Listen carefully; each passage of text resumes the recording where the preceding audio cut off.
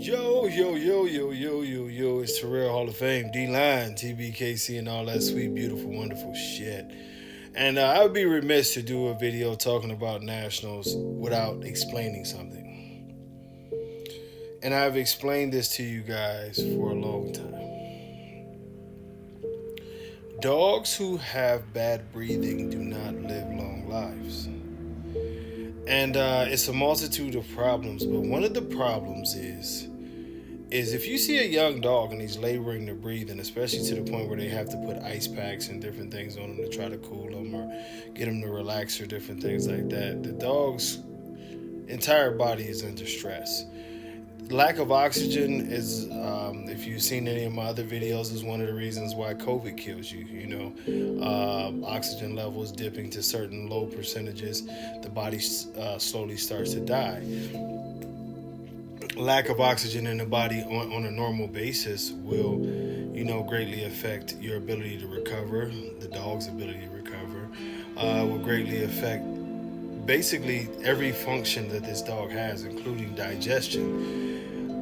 These dogs are dying in front of us daily, and we act like we don't know this. And then when they pop up dead at 2 years, oh, I can't believe it. Some of the ecropsies on some of these dogs have shown, especially those dogs that have that more harsh sound to their breathing, is that their lungs are pretty much bleeding from the inside out. It's the only way to say it. The lungs are so inflamed sometimes that they're bleeding. Sometimes these dogs have this gurgling sound when you hear them, and that's actually like a pneumonia, where they have blood and they have pus in the lungs, and they're starting to develop that, and they're really drowning from the inside, making it harder for them to breathe more and more and more. The inflammation in the windpipes, the elongated palates that are affecting that in the back. Even when you have the surgery, the dog still has the sound sometimes. These are all things that are going on in our community, and the community just doesn't seem to care. And I do think it was a huge slap in the face to the whole community that the ABKC would promote a dog that was literally, you could see that the dog was struggling to breathe. I don't care what excuse anybody makes. He worked out for 32 hours and this, that, and the other. I've had these dogs a long time, like I said on the other video, and I literally see my dogs outside running around in 90, 95, 100-degree weather and chasing each other, playing.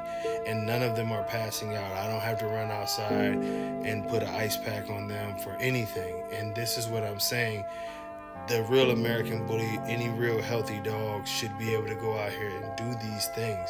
Of course, if you're one of the more brachiotic dogs that has a little harder time breathing, you don't want them to do that. But even those dogs should be able to sit in the house and be fine, do a show walking around in the air-conditioned building and not pass out.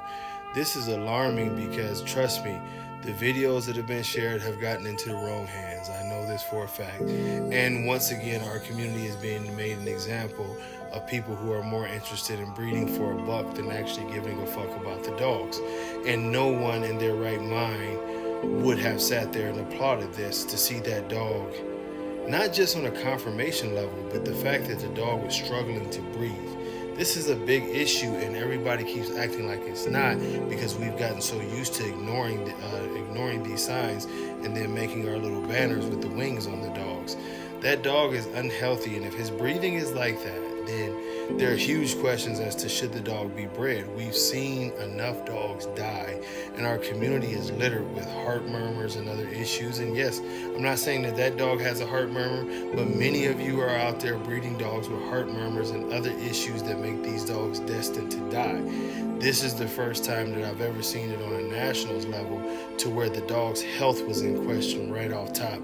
And he showed this, and then to see the videos passed around of him getting iced down just from walking around the ring, you think that that's acceptable, Dave? Come on. You really think that's acceptable?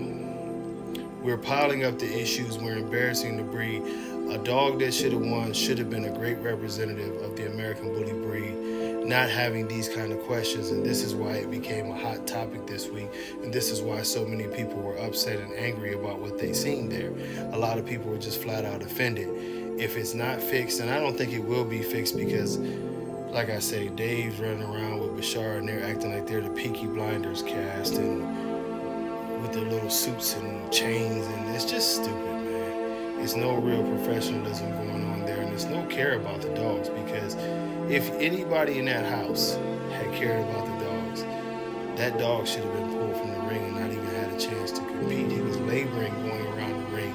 I've told y'all in many videos, if I see a dog laboring to get around my ring, he's got to get out of the ring, because I don't want to push the dog to the point to where the dog goes into any kind of arrest, any kind of arrest, because I still love dogs. Like I said, I would have tried to take care of my man and get him out the ring and say, y'all go take care of that, but he doesn't need to. Not only does he not need the show, he damn sure doesn't need to be the best in the show if y'all got the icing down and all this shit.